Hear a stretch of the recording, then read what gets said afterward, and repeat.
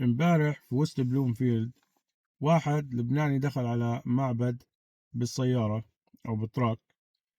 هذا المعبد تابع ل هذولاك للدولة المزعومة اللي دائما تأخذ أراضي مش إلها. فأول شيء بدي أعلق على الحدث اللي صار، بس بديش حدا يفهم كلامي غلط ويترجمه غلط. إحنا ما بنأيد هاي الشغلات، وبنقول إنه ما فيش حدا بياخذ وزر حدا، يعني اللي بيصير هناك بيتحملوا مسؤوليته هذولاك اللي في الدولة المزعومة مش اللي هون. بس برضو بدنا نفهم ليش الإنسان ممكن يسوي شغلة زي هاي.